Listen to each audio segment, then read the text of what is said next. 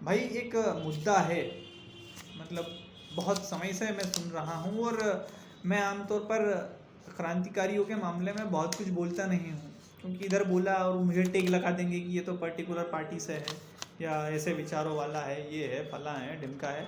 तो भाई मुद्दा है शहीद आजम भगत सिंह, राजगुरु और सुखदेव, इन इनसे जुड़ा हुआ।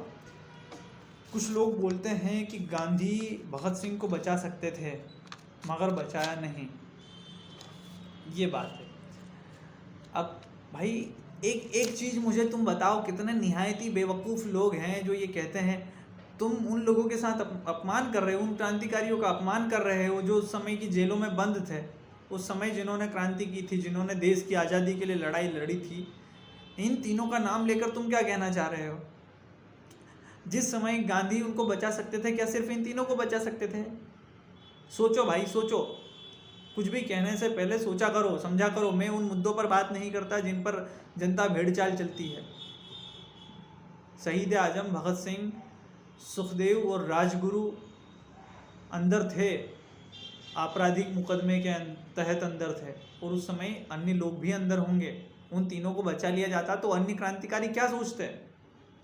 और वैसे देखो भाई, ये नहीं बोल रहा हूँ कि उनको बचाया जा सकता था तो क्यों नहीं बचाया। अगर लीगली उनको बचाया जा सकता था तो फिर गांधी की गलती हो सकती है, मगर फिर ये उन लोगों को हतोत्साहित करना था जो क्रांतियाँ कर रहे थे, जो अंदर थे।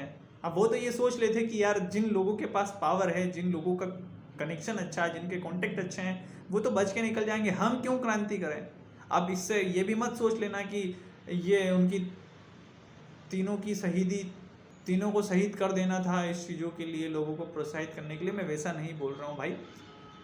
थोड़ा सोचो समझो कि हमारे दूसरे क्रांतिकारी जिनका हम नाम भी नहीं जानते होंगे, जिन्होंने इतनी लड़ाइयाँ लड़ी होंगी, कुछ लोग लाइमलाइट में आ पाए हैं, कुछ नहीं आ पाए होंगे।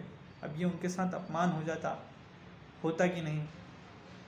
और मैंने थोड़ा सा पढ़ा है, अल्प ज्ञान है शायद मुझे, अगर आपको पूर्ण हो तो थोड़ा कमेंट बॉक्स में बताना मुझे, कि गांधी और इरविन के बीच समझौता हुआ था। उस समझौते में गांधी की एक शर्त थी कि जितने भी राजनीतिक बंदी बंद है या कैद हैं उनको रिहा कर दिया जाए। और अब इसे हम अपनी बदनसीबी कहें या कुछ और, भगत सिंह, राजगुरु और सुखदेव आपराधिक मुकदमे के तहत अंदर गए थे। ये ग्लिच है, और यहीं से हम उन्हें समय के पहले खो चुके थे।